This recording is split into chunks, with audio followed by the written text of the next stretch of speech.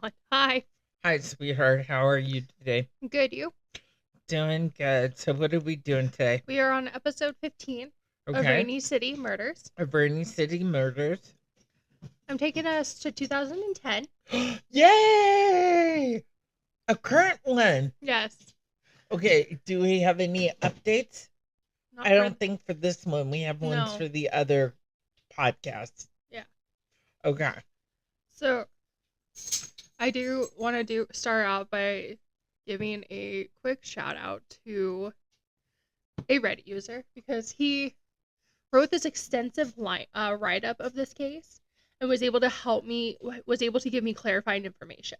Okay. So the username is Quirky Motor. Okay. And thank you for the write-up because it helped clarify a lot of things that I had a lot of questions on. Okay. Cool. We are going to Wenatchee. Wenatchee. So Wenatchee is roughly not near Seattle. It's 2.5 hours east of us. I personally think Wenatchee is beautiful. It is. Wenatchee is beautiful. So we have Wenatchee as the county seat and the most populous city in Chelan County. Okay. Lake Chelan is kind of the place where everybody goes for vacation. Mm-hmm. Population 2010 was 31,925. Yeah. So you can tell it's a small town. Did you know it's known as the apple capital of the world? Yes, I did know that. Due to the orchards found in the valley. And it's actually named after the Wenatchee Native American tribe. Okay. So we have some cool little tidbit. Oh, it's your boy who's joining us today. So we are talking about 17-year-old Mackenzie Cowell. Okay. I didn't even ask. Is this murder, or disappearance, or? It was a disappearance murder. Okay, and was it ever solved? I believe it was. Okay. So I have half the case written down, half of it on my phone because it's a long case. Okay. There's a lot of moving parts of this case. Okay. So I would not be surprised if we end up having to stop. Okay. I don't know what time you have to pick up Dad. Okay. And it's already like almost 1. Okay. So we have Mackenzie. She was born April 1st, 1992, to Wendy and Reed Cowell. She was the youngest of 3 children. Okay. The family lived in around Wenatchee Valley. Okay. When she was 7, her parents went through a horrific divorce that resulted in restraining orders against one another. Oh my God, people! So despite that, they did share custody of the children, with Mackenzie splitting her time between the two. So she started high school at Kashmere High School before transferring to the Wenatchee School District when her mom moved, even though her father lived in Orondo, Washington. Okay. Where she spent most of her time. Okay. She joined the high school dance team. She was part of 2 dance studios in addition to the dance team.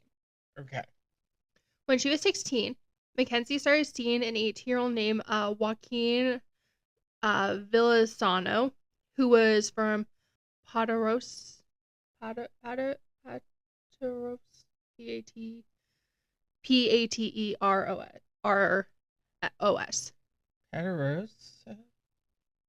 The two have been together for a little over a year at the time of her disappearance. Okay. So in 2010, Mackenzie, who was a senior, joined a vocational program that allowed her to earn high school credits while job training. Okay. Which is a big thing here in Washington. Yeah, a lot of my daughters, they went to college while they were in high school and earned credits. Mm-hmm. So it's big. So she attended high school from 7:30 a.m. to noon, then went to the Academy of Hair Design from noon to 5 p.m. Yeah, it's big. So the academy was in downtown Wenatchee, approximately a 5-minute drive from the high school. It was located behind the beauty school was a city-owned public parking lot. Okay. So February 9th, 2010. Okay. Started perfectly normal, like every day. Okay. Mackenzie drove in her red Grand Prix sedan at approximately 7:15 a.m. She attended her classes like normal, then went to the Academy of Hair Design. She was expected home after 5 p.m. Because she had dinner plans with her dad. Okay. So the last known conversation with Mackenzie was at 3 p.m. that day. She had been asking a classmate if she needed to sign out if she was only going to be gone for 15 minutes. Okay. Her classmates assumed that she was going to the drive-thru coffee stand up the road, Auto Mocha, and security footage shows her walking to her car at 3:01 p.m. She had her purse and nothing appeared wrong. Okay. Phone records show Mackenzie calling a landline in East Wenatchee repeatedly around this time. She had never called this number, and neither she nor the family knew each other. And then the family did alibi out with everyone being at work and no connection to Mackenzie, but it was clear she was trying to get in contact with someone. Okay. So she didn't know the family, or the family didn't know her? No, they didn't know each other. Okay. So it's entirely possible someone gave her a wrong number sort of situation. Yeah, that's weird.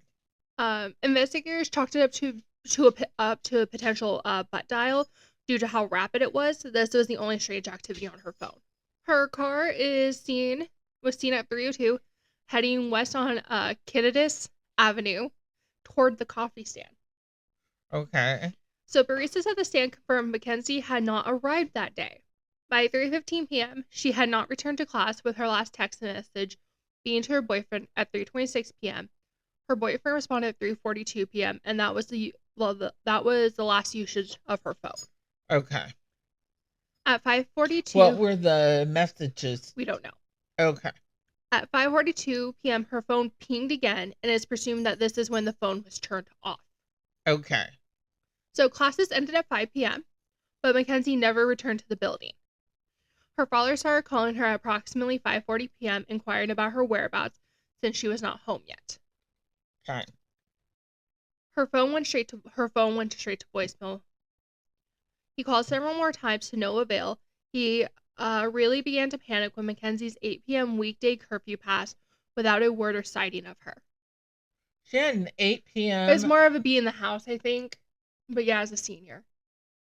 Could you imagine me telling you as a senior Look what you did to Alita. That you had an 8... Well, that was a 9 o'clock bedtime during the week because that child wouldn't get up in the morning. Yeah. He began making phone calls, including one to Joaquin, who reported that he last heard from her at 3:30 p.m. Okay. He also called some of her friends, and they hadn't heard from her either. Okay. 5 miles south of Wenatchee, in the Pitcher Cannon area, a rancher called police around 8 p.m. A red sedan had been abandoned near his driveway, a sedan that he first noticed around 7 p.m. The Grand Prix. The Grand Prix, yeah. Okay. Prix. Prix? Yeah. Prix is the Prix. It's a Prix? Yeah. Oh. Hey, I learned something. Something to know about Pitcher Canyon. It's pretty remote there, and while people do live there, they are very, very spread out. Okay. The road itself is a dead end, and the pavement quickly becomes a dirt road. Okay. So it wasn't until 10 p.m. when an officer came to investigate the car. He ran the license plate and called the car's owner, Reed Cowell. He explained to the officer that his daughter was missing as well. Her keys, debit card, and cell phone were missing from the car. Okay. There was only one set of footprints in the snow. They led away from the car. You gotta remember, this is February in Wenatchee. It's gonna snow. Yeah. It looks like someone parked the car, got out, locked it, and walked back in the direction of Wenatchee. So you're telling me there were no tire tracks or treads? Well, yeah. Already. Where did she think she was walking if it was her? They started to search the area almost immediately once it was established she was actually missing and not a teenager that stayed out late. Joaquin, Reed, and his girlfriend arrived to aid in the search. Okay. So they searched the area via helicopter and hoped she was still there. A bloodhound was brought in, but could not pick up Mackenzie's scent past her car. Yeah, because, the car was just taken out there and dumped, and Mackenzie had already been dumped somewhere else. Mm-hmm. Police interviewed residents of Pitcher Canyon, with 3 people able to recall an unusual sight. What was the sight? So, in between 4:30 p.m. and 5:30 p.m., a thin man with dark hair and a dark coat was spotted walking away from Pitcher Canyon Road, away from the car and towards Wenatchee. This was odd because people were typically not walking on rural roads in the winter miles away from town or downtown. Yeah. He didn't Uber. No. One report says that this man was white, but that detail was not indicated on most reports. Okay. Police were able to obtain her phone records and were interviewing co-workers, friends, and family. Preliminary investigation showed that Joaquin, Reed, Wendy, and Reed's girlfriend were all at work when the car was abandoned, but they hadn't been cleared yet. Okay. There was no signs of Mackenzie for 4 days. It was enough that Reed and Wendy had their restraining orders lifted so they could work together to find their daughter. Okay. So, on February 13th, 2010, a homeowner alerted police when they found a body on the banks of the Columbia River in the Crescent Bar area. So, Crescent Bar is more than 20 miles east of Wenatchee. Yes. Which is in the complete opposite direction from Pitcher Canyon, where her car was found. It is a vacation spot with only a few hundred residents at best. There is no gas station or grocery store in Crescent Bar, which I think we've been to Crescent Bar. I think so too. We were out by the Cooley Dam. Yeah. I think so. I think we've been near it. Yeah. Because we've been up and down the Columbia River. Yes. Body. Yeah. The body was that of Mackenzie Cowell. The police determined that she died on February 9th between 3:30 to 4:30 p.m., right about the time that she disappeared. She had no drugs or alcohol in her system, and she had not been sexually assaulted. She was found fully clothed in her beauty school uniform. The autopsy reports that she had been strangled, struck in the head, and her throat slashed. Okay. Someone tried, but unsuccessfully, to dismember her post-mortem by trying to cut off her arm. A kitchen knife was found stuck in her shoulder, which, why would you leave the murder weapon behind? Because you're stupid. One report indicated that there was duct tape on her mouth. An additional strip of duct tape and a plastic bag were found near her body. Police collected other evidence at the scene, but those had no relation to the case. Her keys, debit card, and phone were not with her body. Well, they would need their debit card to drive the car out of there. The wallet, they would try to take money, and the debit card, they would try to take. You mean money. They need her keys? They would need their key. Said they would need her debit card to drive her car. Oh, I'm sorry. You would need I need a nap. You would need the keys to drive the car to the other location. Oh my God. I need a nap. There was a second knife reportedly found near Mackenzie's body, but it is unclear if the knife held evidentiary value. Okay. Police chose to hold out most information so that they had a way to weed through potential confessions. Okay. This piece of information was only made public when the case had gone cold. Okay. They encouraged the public to report anyone who owned the set of knives, which was bought from Wenatchee's Stan's Mary Mart. Okay. So they knew exactly where they were bought from because it was a specific type of knife. Okay. The State Crime Lab in Cheney received several pieces of evidence for testing. Scientists found nothing of evidence on the plastic bag. However, they did find blood on the duct tape that was near her body, as well as trace amounts of DNA from 2 unknown males. The knife also contained DNA from 3 males. Swabs taken from Mackenzie's car were tested, and they found an unknown male DNA profile on the steering wheel. Okay. There was also no fingerprints, just DNA. Just DNA. Okay. And it was 2010, so DNA was pretty advanced. Yeah, so DNA, but not. That's weird. There was an unknown male DNA profile on a fingernail on Mackenzie's left hand. It is unclear if all the DNA samples came from different men or if there was some overlap, but it appeared that they are under impression that they were all different contributors to contributors. Okay. Mackenzie's DNA was the only female DNA at the scene. Okay. A multi-agency task force was formed in response. Initial suspects included Mackenzie's boyfriend and family members. It took a few months for them to be 100% cleared. This was done via alibi, phone records, and witness statements. Police interviewed 750 people, 50 of which had their DNA collected. Joaquin was polygraphed on 2 different occasions. It was reported that he failed one question on the first test. It was the "Do you know who killed Mackenzie?" Take that with a grain of salt, though. That was only reported by one outlet.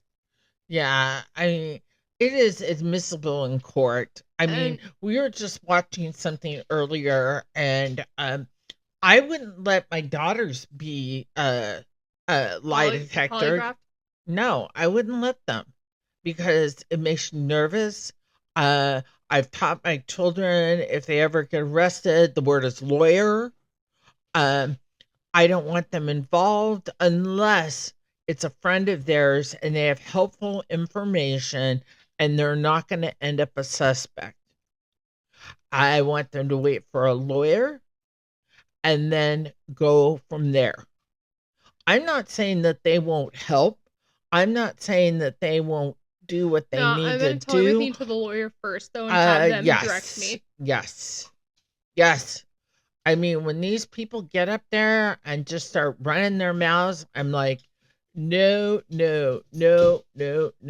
Ask for a lawyer. So please have, though, always maintain that he was 100%, that Joaquin was 100% cleared and he had an alibi, a rock solid alibi. Okay. So there was major suspicion, though, casted on Mackenzie's mother's boyfriend, Joey Fisher. Okay. He had an extensive, and we're talking extensive, criminal history. And Mackenzie and him hated each other. And they had a pretty huge blow-up argument the day before she disappeared. So, allegedly, Mackenzie told her mom it was him or me. He was dismissed as a suspect for having a solid alibi. Apparently he was working miles away. Yeah. None of these men matched the description of the man witnessed walking away from Mackenzie's car. Doesn't mean he couldn't pay somebody. Oh, exactly. It doesn't mean anything. So investigators tried to use cell phone data to create the timeline from when Mackenzie left the academy. The local paper reported that the last text Mackenzie phone sent was near the Orondo Street boat launch on the Columbia River. They believe Mackenzie was texting Joaquin, which was supported by information Verizon gave with 90% certainty. So witnesses had not seen Mackenzie or her car in the area. They speculated that she might have been meeting someone, but traffic cameras show her traveling in the opposite direction. Okay. With that, the boat launch angle was a bust, and they had reached a dead end. That was when Liz Reed, a police informant, stepped forward with information. So her involvement did not come out to the media until after an arrest was made in the case. Okay, so somebody was arrested. So the media thought the police were at a dead end, but in reality, they were chasing down a very specific lead for several months. Okay. So let's discuss Liz Reed. Okay. Liz Reed was a friend of hers? No. Okay. She's a police informant. Okay. So 9 times out of 10, when it's a police informant, it is a drug addict. Yes. Prostitute, former. Yes. I'm not. And we don't think that that's bad. I'm not saying anything against it. No. I mean, it doesn't mean you're a liar. It doesn't, but I also think that you're trying to get something out of it. You're trying to get your charges, or you have a deal. That's just what I think. So she is a self-proclaimed pill popper, prescription shopper, who also had a past of selling drugs almost as much as she was doing them. Okay. Liz called police and claimed she knew who killed Mackenzie. Okay. Mackenzie was killed in a case. She claims Mackenzie was killed in a case of mistaken identity by 2 local drug dealers, Emmanuel Buddha Soros, Soros, and Sam Cuvas. Liz claimed that these men thought Mackenzie was an informant from the drug world and decided to kill her to, quote unquote, shut that bitch up. Okay, so she's actually the informant, and okay. They told Liz some information on the crime that have not been released to the media yet, such as Mackenzie being both strangled and slashed, but police said that this information had already been reported on in the paper. Affidavits and documents unsealed before the eventual court date show that one of Mackenzie's co-workers reported to the police that right before she disappeared, Mackenzie said she was going out back to meet some guy from Tacoma and to make plans for later this evening. And Mackenzie essentially told this co-worker she was going to go to the parking lot in the back to talk to them. Okay. Liz, where there's no cameras, right? Yes. Okay. Liz reclaimed that after this conversation, 4 men overpowered Mackenzie and got into her car. They drove her car away, but some of the men followed in another car, a green Jeep Cherokee. Reed said 2 of these attackers were Cuvas and Caros. A third man has his name redacted or removed from the documents, and the 4th man is left unnamed. Reed claimed that one of the men reached into Mackenzie's car in order to grab her. So this is still the drug addict. No. And so here's the thing. This is kind of the weird part. This is what she is claiming. This is what Liz Reed is claiming. Okay. So security footage showed there is security cameras. They showed her getting into her car alone, and there was no green Jeep. Okay.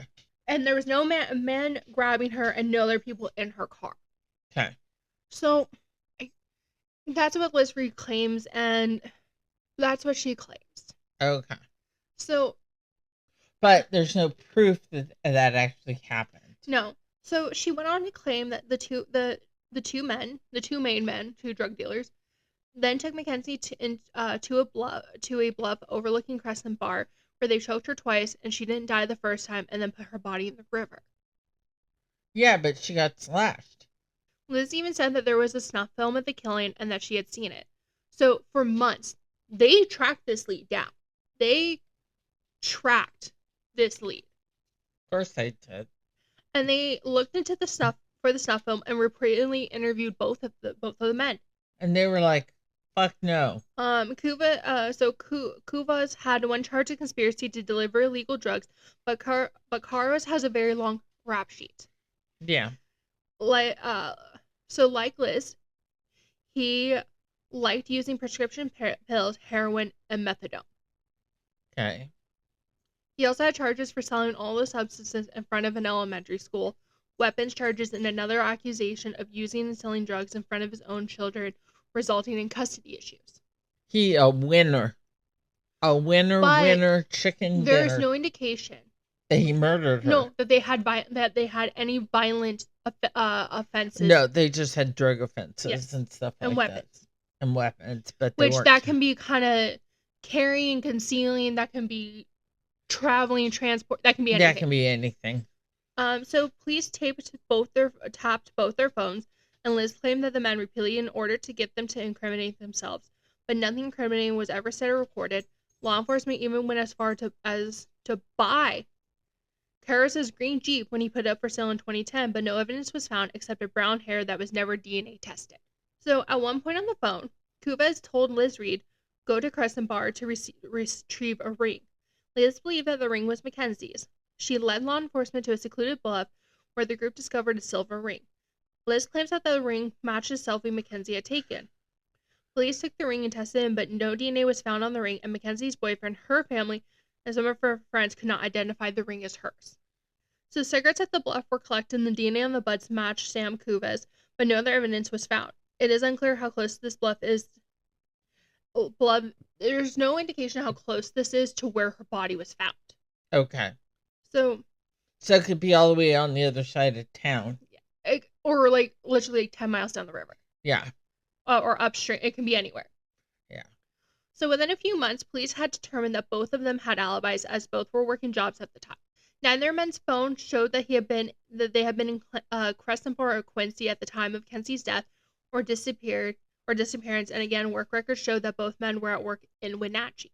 So sometime in the summer of 2010, Liz recanted her story, claiming that she felt threatened by law enforcement, and then claimed that there was no snuff film. Okay, so she recanted her story after wasting all this time and all these resources. Months. She a winner. She later recontacted police and said that her story was true, but that there was no snuff film. She now claims that that snuff film does exist, and the circumstantial evidence aside, her story was disregarded. Police moved on to other leads. And so the thing is that this is the hard part, is that the reason they tracked it down, the reason they ran so far with this, Liz Reed was known to have been a reliable witness who has helped the DEA take down 4 narcotic traffickers in Seattle and the surrounding areas. So that is why they believed they took her so serious. I don't know what to say to that. Mm-hmm. So because of that, the case once again went cold. And the police said, let's go back to the start. And started running down the leads, their past leads again. When they got a letter from another informant who was sitting in jail in Oregon. Let's introduce you to Theo Keys. Okay. So Keys was in prison in Oregon for exposing himself to drive-through baristas. Yeah, winner, chicken dinner also.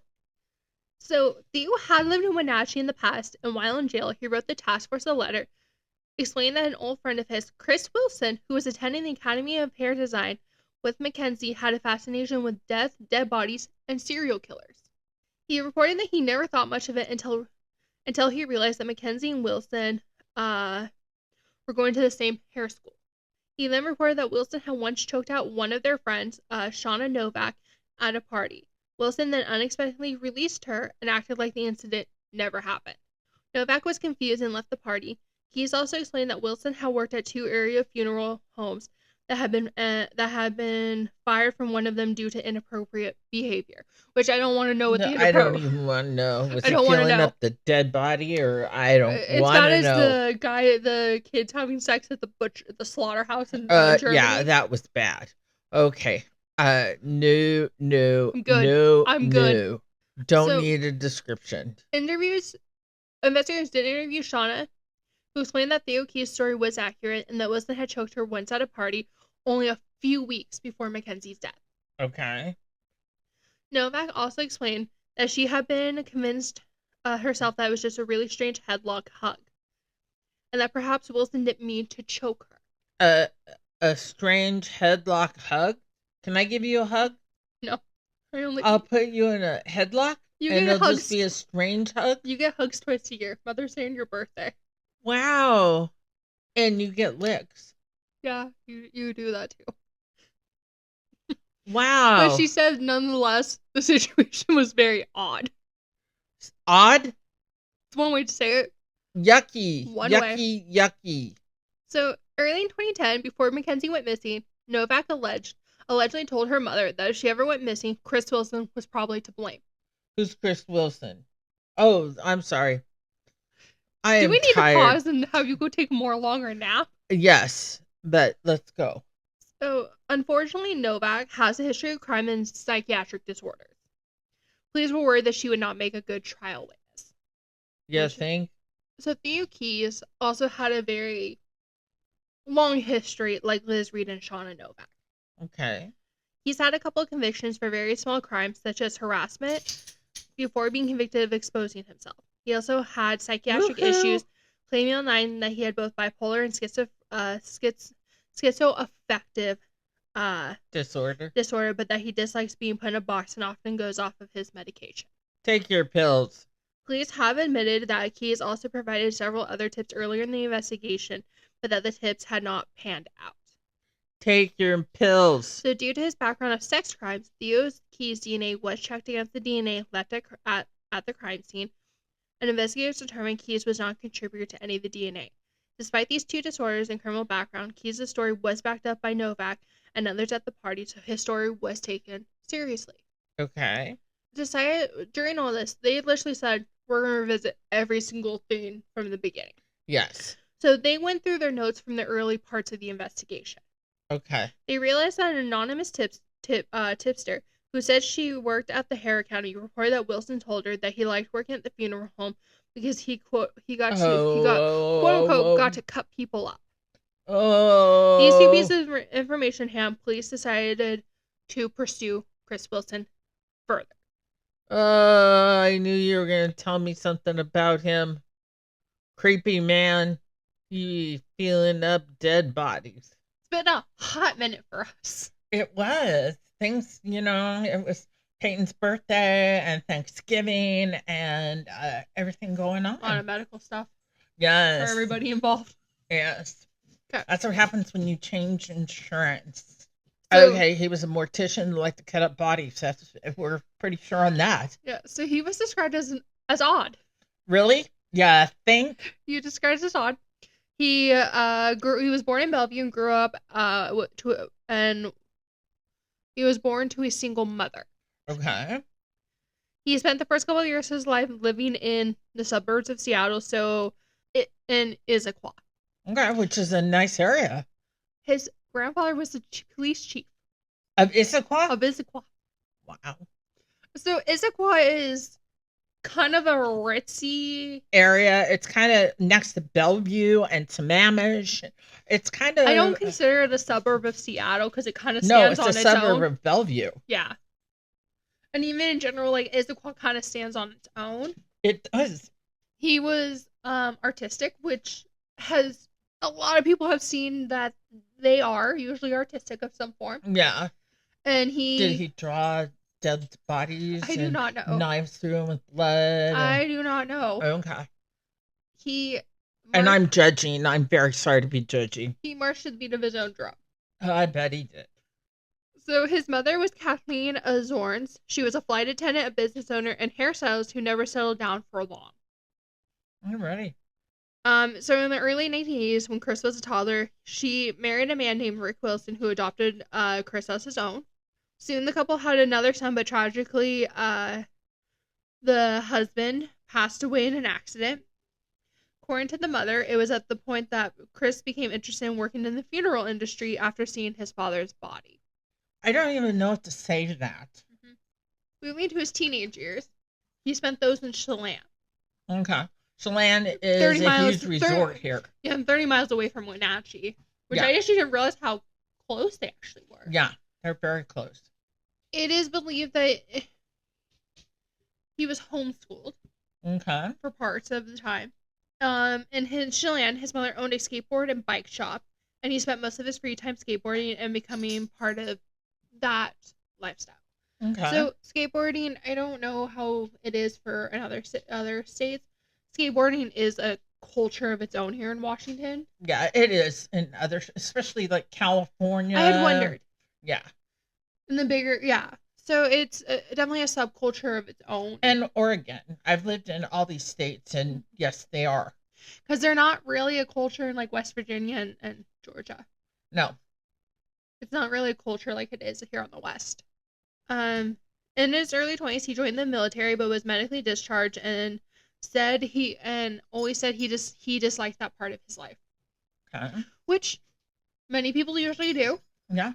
He tried living in other states, but always made his way back to Washington. Okay. Because that's where he felt he fit in the best. Yeah, we got a bunch of weirdos living here in Washington. Which, by the way, Kevin Coe died.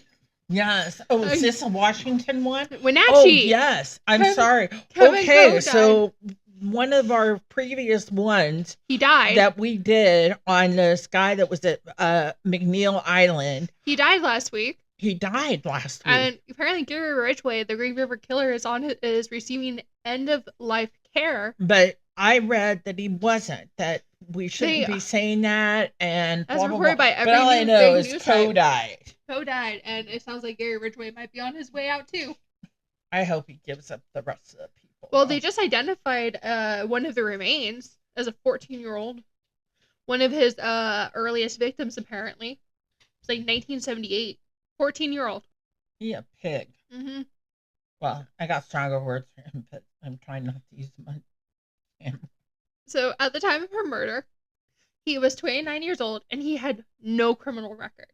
Okay. So that's also kind of what makes this interesting, is because something like this, with how gruesome it was, I would assume that the person who committed it would have a criminal record of some form. You'd think. You would think. Workers and students at the Academy of Hair Design revealed that most women there found Chris creepy, dark, or intimidating. But others said he was simply artsy and strange. Okay, so how did he end up at the... He probably applied.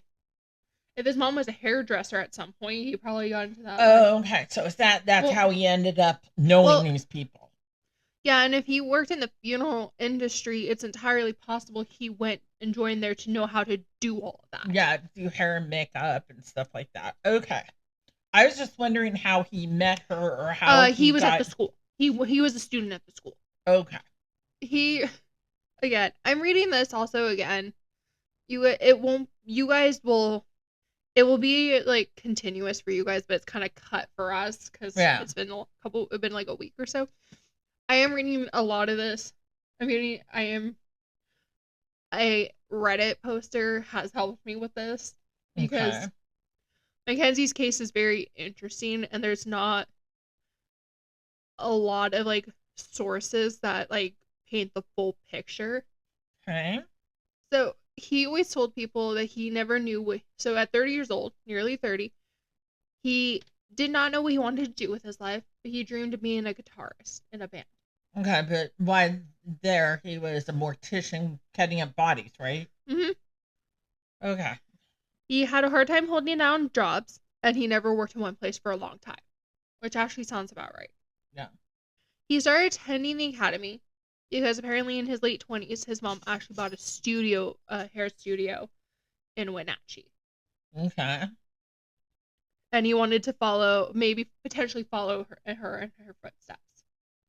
So he did have a number of relationships with different women, some serious, some casual.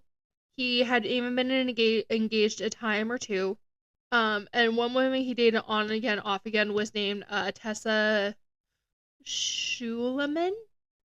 Okay. And she comes back into play later. Okay. Descriptions of Chris varied. Okay. Depending on who you asked. He liked being different. Oh, yeah. So, subcultures in Washington, like I said, are kind of very important. My high school was very much subculture. Yeah. You had, like, football. You had, like, sports, cheerleaders, which I'm not saying cheerleader is not a sport, because it is. Especially because we were competitive cheerleading squad at my school. But it's, like, it literally, like, split off into, like, every aspect. Like, theater kids, band kids. Like, we truly lived the high school cliche. Yeah. So, he would be described as someone in, like, the alternative emo Columbine type people. The ones who had black hair, wore eyeliner, punk, goth, all that fun stuff. Trench coat? Yes. I'm ready. But that was what he was interested in. He was also very invested in a little show called Dexter. Love me some Dexter. Love Dexter. It's a great show. And he enjoyed talking about death and serial killers, and most of his time on the internet was spent on serial killer forums. Okay, am I the only one who sees this coming? And his friends have always stressed that he was not evil. He was just different. And had unusual interests. Yeah. Which, nothing wrong with that. I'm not knocking that because I have some weird ass interests too. Yeah. I mean, look, we're doing a show on death. I mean, and like liking Dexter and all that, like, it's not cry for help. It was written very well.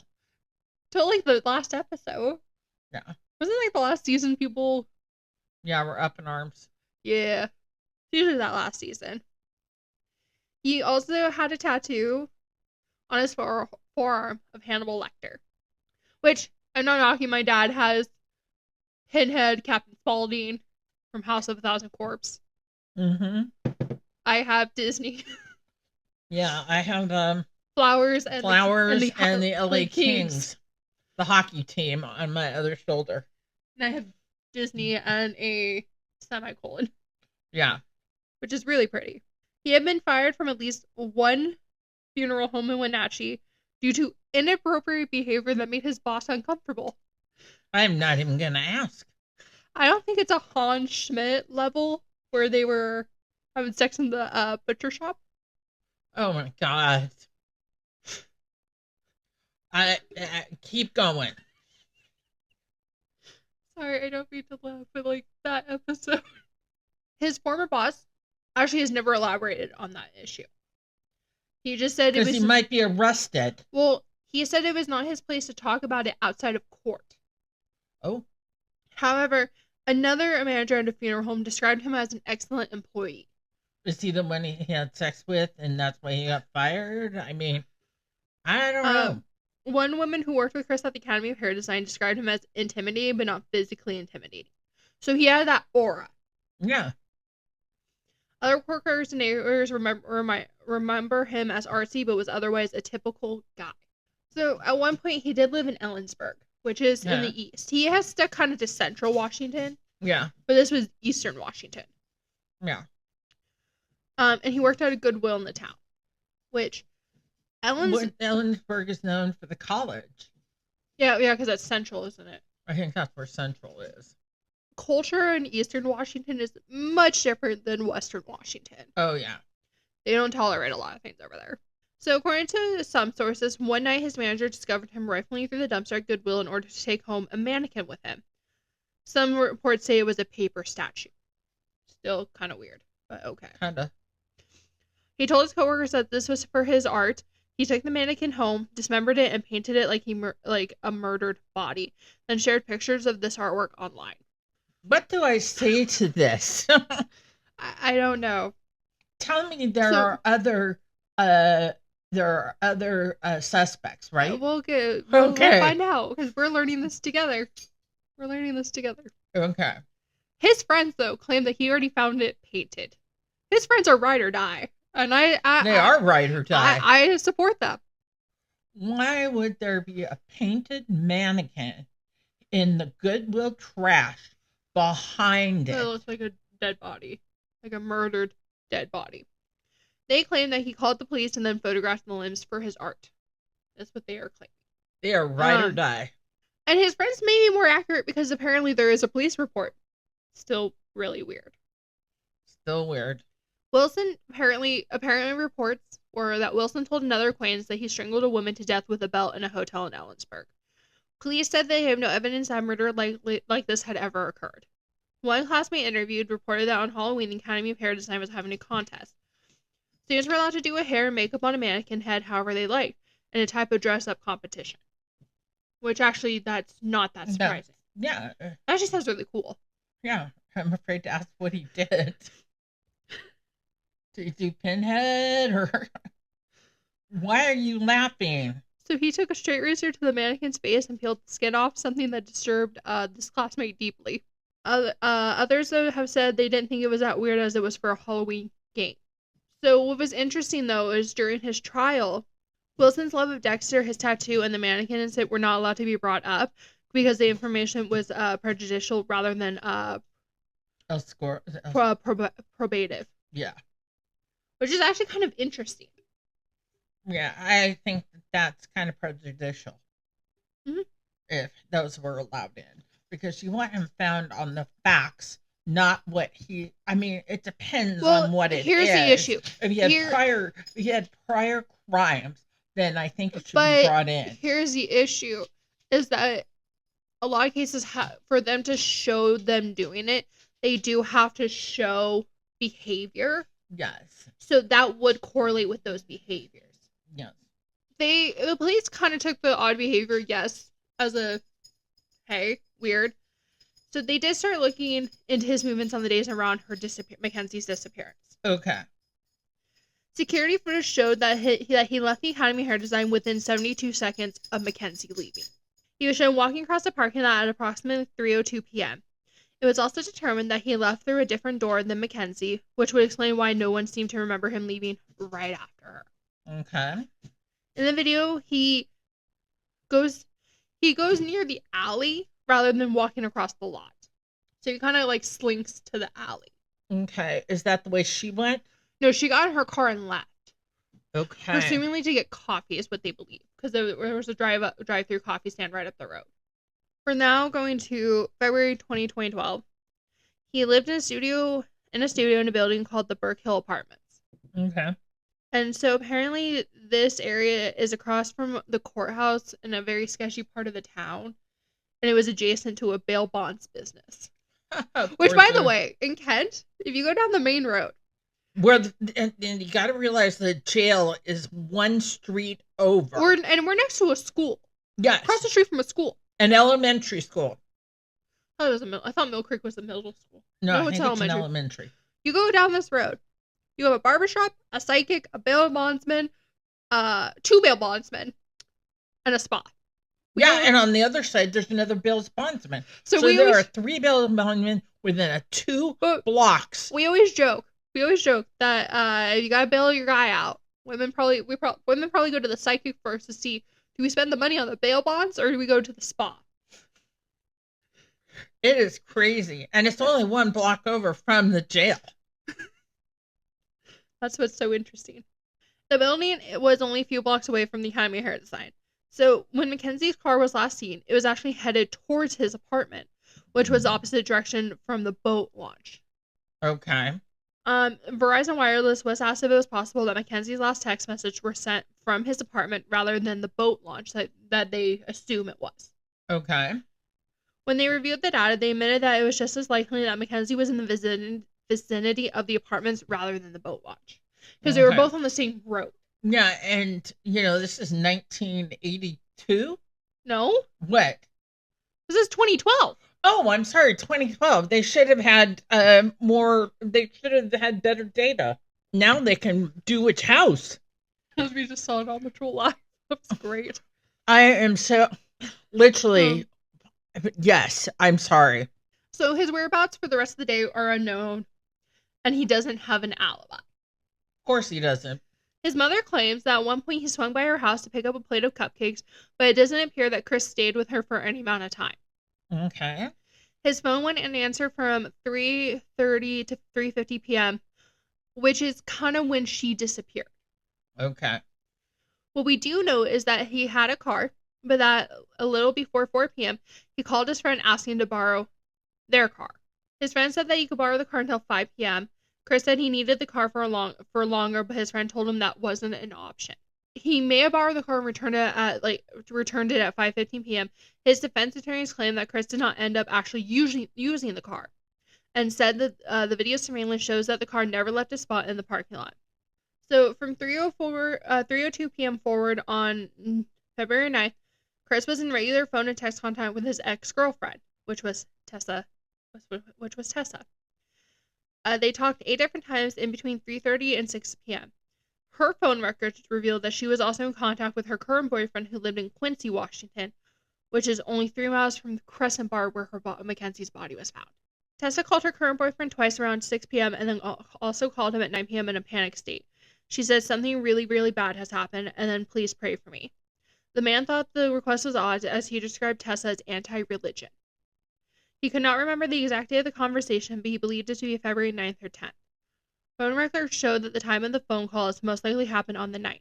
Phone records demonstrate that this 9 p.m. call, as well as another call Tessa made around 10 p.m. may have originated in the Quincy area. Another ex-boyfriend of hers reported that Tessa came to his house to pick up some items, somewhere between February 9th and 13th. He described her as agitated and fidgety. She stayed with him for about 20 minutes but left the residence without collecting any of her items. So you think the ex-girlfriend was in on this? She's acting like she's in on this. Yes, like something major had happened. Additionally, Chris matches the description of the man who was seen walking down Pitcher Cannon Road.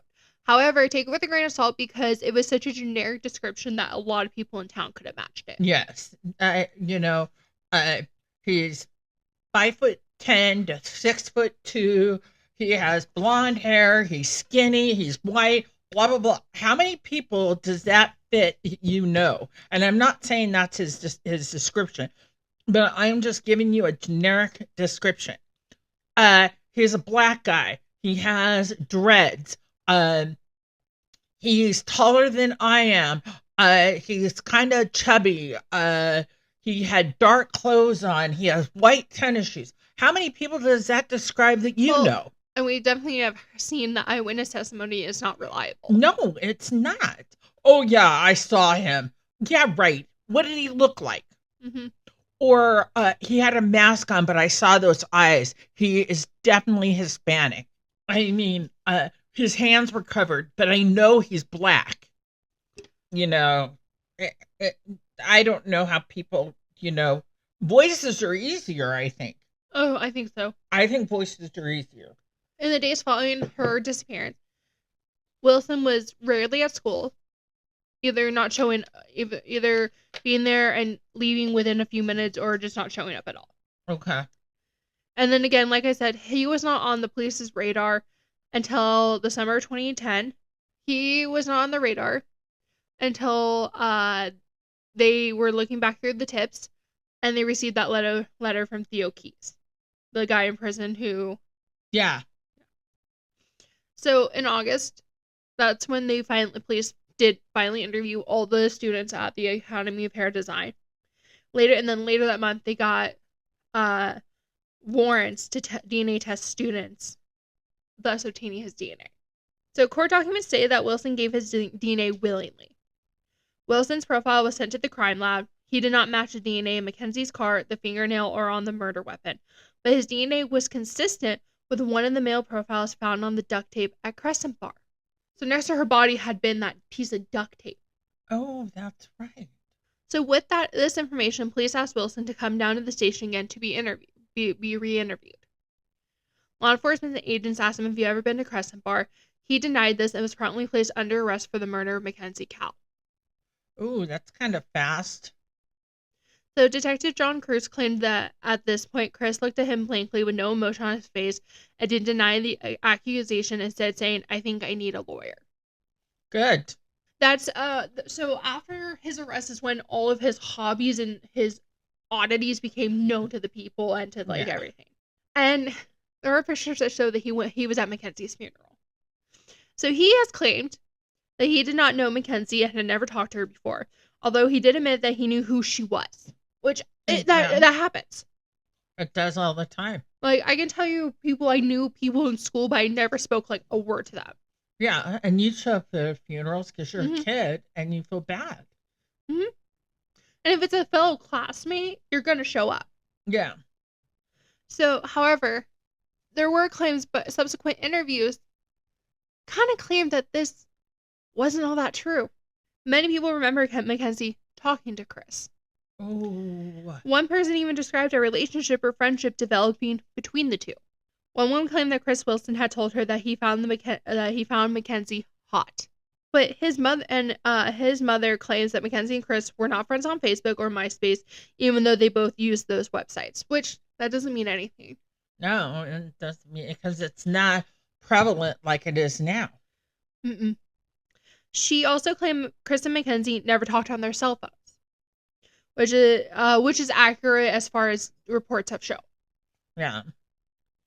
Chris's friends stated that while Chris talked about some people he worked with at the Academy of Hair Design, they never remember him mentioning Mackenzie.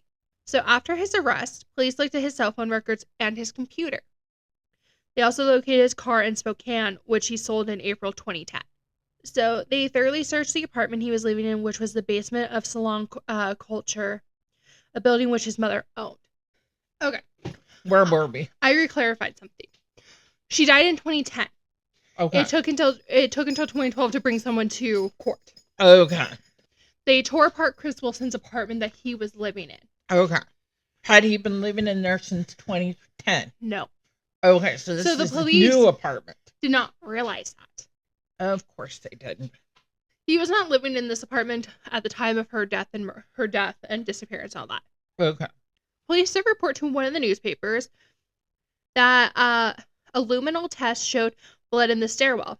Blood was sent to the crime lab, which revealed that the blood did not belong to Mackenzie, which is no surprise to us now. Yeah, because he was in the wrong apartment. Mm-hmm. Woman who worked at the salon recalled that when the salon was being painted, a painter had cut his hand in the stairwell, which makes sense, actually. Yeah. The blood was not connected to the case, and police instead got a warrant to search the studio that Chris was living at in the Burke Hill apartments months prior. So apparently he had vacated his apartment in June of 2010. On Chris's computer, police found some strange photographs as well as two strange videos. The photograph, which is not publicly available, is allegedly of Tessa laying on the floor of Chris's apartment, posing as if she is dead on top of a brownish stain. That's not weird at all. Well, maybe they're into kinky sex, or maybe she likes it. Maybe she. That's a little too kinky. Yeah, I don't kink shame, but I will hear. In one explanation, Tessa said that she had passed out drunk in Chris's apartment where he snapped the photo. Yeah, I'd think of something fast. Yeah. Another time she said that Chris had asked her to lie on the ground and then he took a photo.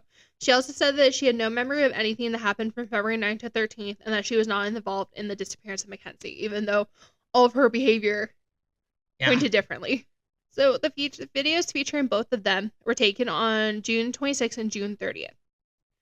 They feature someone carrying around a camera and videotaping parts of the empty apartment. On the video from June 26th, a brown reddish stain can be seen on the carpet. Right before the video ends, the videographer zooms directly in on this stain. Before going to the bathtub, panning around the bathroom, before going to the bathroom, panning around the bathtub and then cutting off. So in the June 30th film, which is very similar, Chris and Tessa can be heard talking. Chris says, "Does it look clean in here?" And Tessa says, clean considering what's happening? Yes, I think it's clean. And then zooms in again on the exact same part of the carpet, but now the stain is barely visible. But I'm going to play devil's advocate. Somebody could have thrown up. The dog could have taken a crap. Anything could have happened. There also could have been an accident, or they cut their hand, or it's possible. And that's a bitch to get out. I know, I've had to vacate. I've left apartments to have to clean. They're not easy. No, they're not. Chris said he made the videos in order to show his landlord so they could get his deposit back, which actually makes sense because I did it too. Yeah. He also said that the stain on the carpet was from a party when someone had knocked over bong water, which also is possible, and that's disgusting. Bong water is so fucking gross. It is gross. Remember the trash can?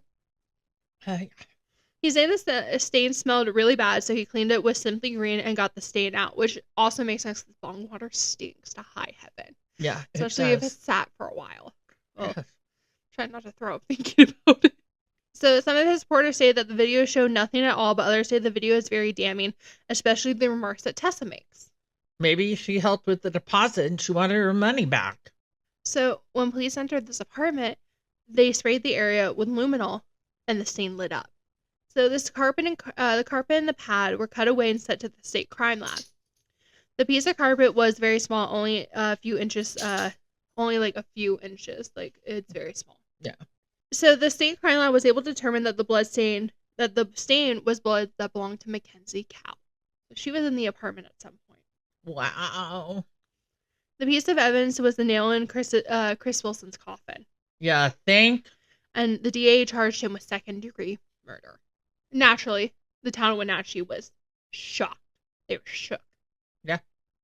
Which... Because his mom must have been well known. Mm-hmm. Because she was the business owner. And Wenatchee is that big? No. Wow. It's not big at all.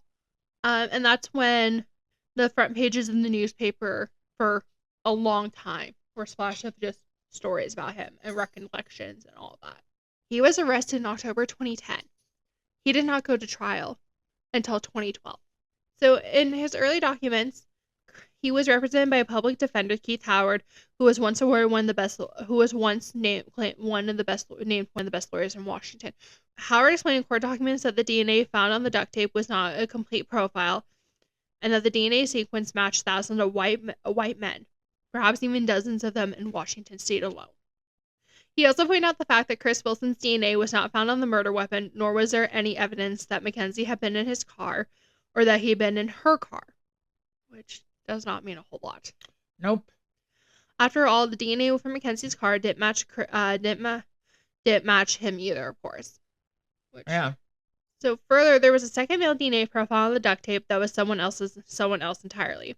It could have been the guy who sold it to him. Mm-hmm. Judge Bridges allocated $10,000 worth of public funds for the DNA to be retested at a private facility in Ohio before going to trial. And so I'm assuming that's what took so long. Yeah, Was I would because assume. that DNA testing, again, it, as they have said in previous cases, it is not always a priority for the crime lab like it is for the town. Yes. Howard also discovered one of the DNA profiles found on the murder weapon belonged to a fingerprint analysis at the crime lab in Cheney. He also discovered the second profile found on the knife could not rule out a deputy who arrived at the crime scene. So, hence, they're claiming that it was contaminated. Yeah. Mishandled and contaminated. He pointed out how sloppy this made investigators look and reminded the public that the DNA evidence was not as cut and dry as it seemed. For example, the profile on the duct tape was a YSTR profile. It was not going to match one in 2,700 males. This particular profile is most common among white men and excludes all women. One in every 1,047 Caucasian men have this particular sequence, and it would be most common among Chris Wilson's relatives. He, however, had no male relatives living in the area, as he was not a Wenatchee native. His biological father is unknown. His siblings do not share his YSTR DNA, as they have a different father than Chris. Kind of, well, maybe, and then, yeah. So according to this Reddit poster who did this math, the profile could have belonged to approximately 7 to 14 people in Wenatchee, and more if you include like the outlying areas. So not many people. Nope. And with Mackenzie's blood in his apartment, and he left at the same time as Mackenzie, and disappeared, and his ex-girlfriend lost her mind, and I can see where we're going with this. Everyone thought this was a slam dunk case.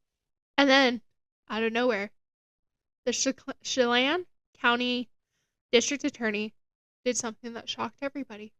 He offered Chris Wilson a plea deal. 6.5 years for manslaughter if he pled guilty. Really? Yeah. Did he take it? No. He wanted to go to trial and have the truth fully come out. I would have taken it. Unless I was 100% innocent, I would have taken it. So they knew something. The district attorney probably thought that he couldn't win it. Not for second-degree murder. So, did he go to trial? Yeah, he went to trial. Did he get convicted? We're getting to that. Okay. So, of course, naturally, community was pissed about that. Oh, yeah. So, preliminary hearings were held with Chris Wilson's new attorney, John Henry Brown. He was a very prestigious lawyer out of Seattle, which actually, I think, isn't that the big company that does a lot of the commercials? I think so. He has defended some famous criminals, such as Ted Bundy and Colton Harris Moore, the Barefoot Bandit, which actually I have his case. We're going to discuss it. But he defended Ted Bundy. Wow. Brown planned on calling Liz Reed to the stand and throwing suspicion at suspects like Carlos Cubez, Joaquin Valiznino, and Joey Fisher, which was the mother's ex-mother's husband or boyfriend. I can't remember what their status were. He argued that all these men had motive, which his client Chris Wilson did not have. He also defended some people in 1995 during what was dubbed the Wenatchee witch hunt. Which was that satanic panic, which I know a lot about. But if we discuss, we're going to be here for a long, long time. Okay.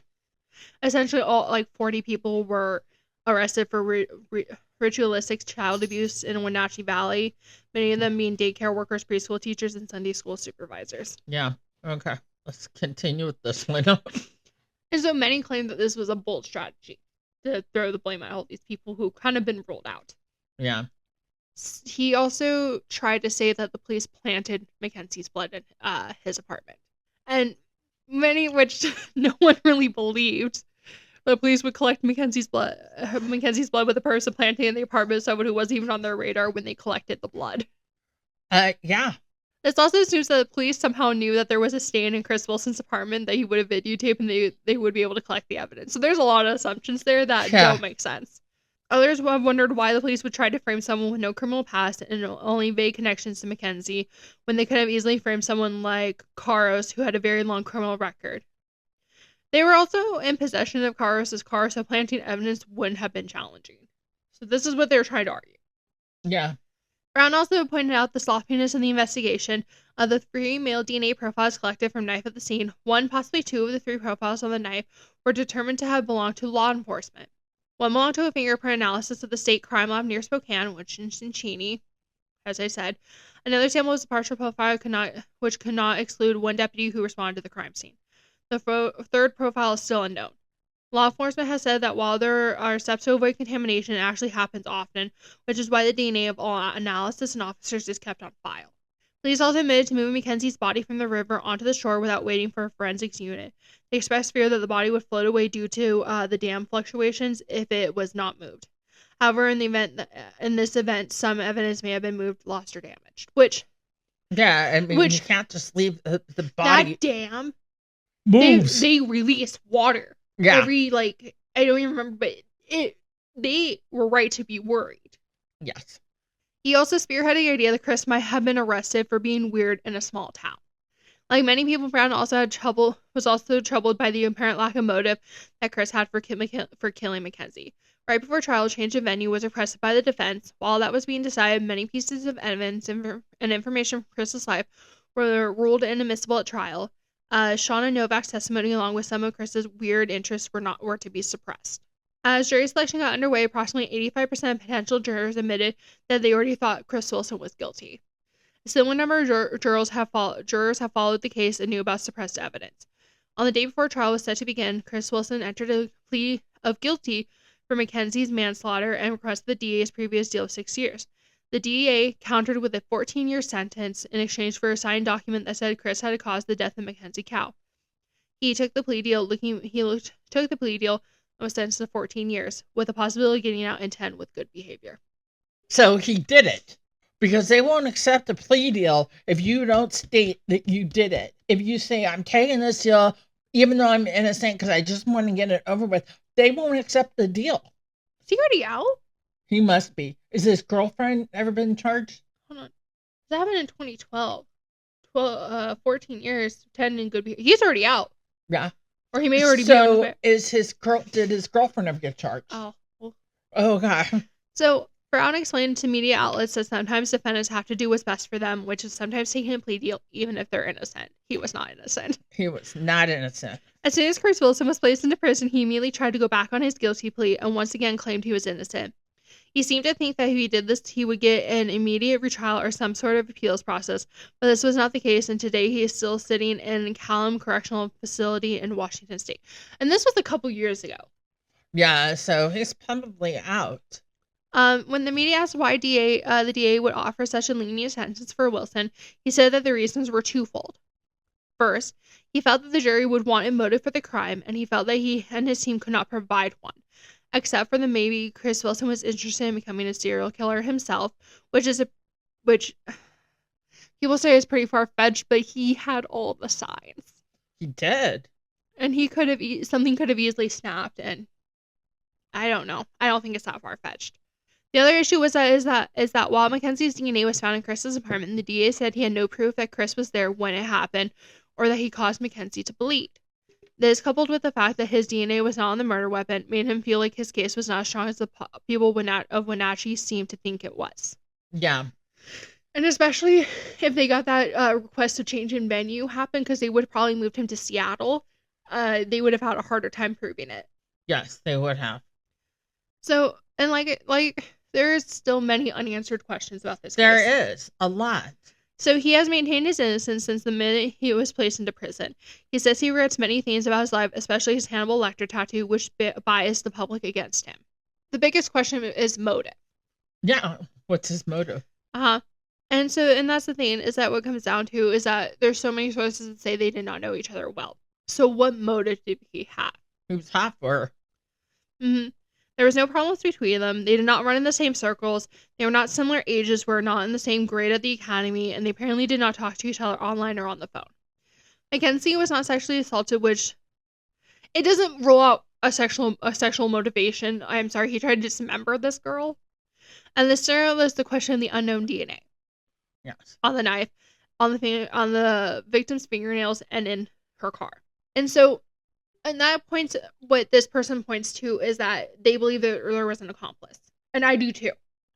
Yeah, there could have been. Okay. Were they male DNA or female DNA? Male. Okay, so it had to have been accomplice. So either Chris is sitting in jail for nothing that he committed, and there were 2 male. And so, how did Chris's DNA get on that tape at the? And so something others and his attorney have pointed out was that Mackenzie's jugular was cut, which produces so much blood. So people are questioning, if she was killed in his apartment, why was there only that little patch? Yes. And then a lot of people point out is that he could have pulled a Dexter and laid down plastic. He could have. But that would mean that the crime was planned out in advance and would produce additional evidence such as bloody plastic sheets, which actually is not necessarily true. Not necessarily. He could have buried them. So did they prosecute the girlfriend? Was she ever charged? No. That's interesting. So they must not have had that big of a case on her. No. And it's also the question of how Chris got Mackenzie into his apartment in broad daylight. Yeah. Did he invite her up? But she's like 5'8", but she's athletic. Very athletic. Yeah. And also, how would he have gotten her body from his second floor apartment to his car? Without leaving anything. Without anyone noticing, because this was broad daylight. Yeah. I don't know. So, and this further implies that he must have had an accomplice. That's what people are saying. Police have always theorized that Tessa was his accomplice, but Tessa was ruled out as being a contributor of any of the DNA in the case. Further, her car was searched, but nothing was found. Because of this, her charge of aiding and abetting a criminal was dropped. Okay, so she was charged, but then it was let go. So she legally changed her first and last name and moved out of the area as soon as the sentencing concluded. Ever since John Henry Brown pioneered the idea that Wenatchee police are corrupt and planted Mackenzie's blood, people have questioned the validity of the other evidence in the case. So he may have served 10 years. But the only thing that bothers me is there was his DNA on that. Mm-hmm. But you're right. I mean, who was the other DNA? That's what everyone wonders. That's crazy. So others have pointed to Liz Reed's story and her testimony and questioned why her story was thrown out while Keyes' story was believed. When asked why the DA trusted Keyes rather than Reed, he said that Keyes' story had merit. Not only did partygoers back up his account of the choking incident, DNA confirmed Keyes' suspicion about Wilson. Reed said that Liz's story about Cuvez and Caros is nothing but blatant hearsay. Show me one thing that connects Cuvez to the crime. One thing. There is nothing. Yeah. So many locals are still skeptical of Caros and Cuvez. And, Caros has always said that he's not involved, and Liz Reed is someone who likes to ruin other people's life. And so Sam Cuvez has passed away, but it appears that he did not get into any more legal trouble after his first run-in with the law. And Caros has always denied involvement and says that he's not. So like I said, Caros has always denied involvement and says that he's not a violent person and that he's trying his best to live an honest life. But as of 2020, he is in prison for a heroin charge. So, like I said, there's a lot of questions that remain in play here. The main one being motive. The only other thing that's interesting with Chris Wilson has not really outright denied his involvement in her death. So whenever he's interviewed or someone whenever Chris is asked if he killed Mackenzie or hurt Mackenzie or was involved in her murder, he doesn't really deny it. Instead, he answers usually with a question such as, "Where did you hear that?" or "Who is saying that about me?" So if you're going to run your mouth and maintain your innocence this whole time, you should be saying that. You should be denying it. I would think that. Right? Wouldn't you think that? I'd be pissed. I would want to know who was saying that, but also I would be on my high horse setting this record straight. So would I. So would I. Okay, guys. That was a really long one. Okay, I want you to know. She's going to edit it. We're almost over an hour filming just today alone. We filmed over an hour last time, too. Yeah, we definitely need to edit this one or make it a two-parter. Because, like, our podcast, the longest one we have is, like, 48 minutes. Yeah, this is And that was, long. like, the beginning. Very, like, first episode. Okay, Ko is dead. Yes, Ko is dead. But I want to hear what people think. I want to know what you guys think for this case. Because, yeah. I mean, because this is there's so many. If you think he had a partner. I want to know if you guys think he had an accomplice, I want to know who you think it was. What do you think the motive was? Yeah. Was he trying to become a serial killer? Was this his start? They just stopped him in time after he got his first body? Was he being set up by the police? Yeah, that would be one. For being just too weird in a small town? Like, I want to know. Yeah, I definitely want to know. But that is the case of Mackenzie Cowell.